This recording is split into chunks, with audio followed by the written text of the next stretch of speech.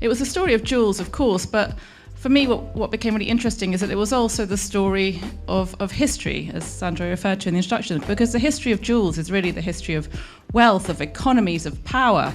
You know, you may have a Grand Duchess with an emerald necklace in the St. Petersburg Palace, but when the revolution hits, she's forced to flee. And, you know, what does she take? She takes the jewels.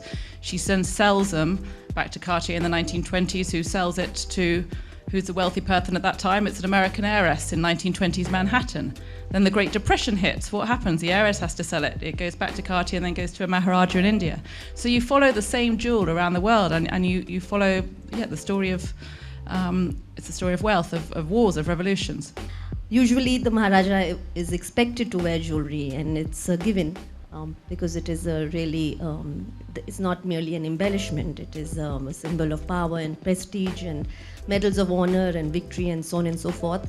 But here, the Maharaja, Sayajirao Rao, makes a very, very important statement by the absence of jewelry. So he's actually protesting this whole fanfare and this obeisance that the Maharajas are meant to be paying to King George and Queen Mary.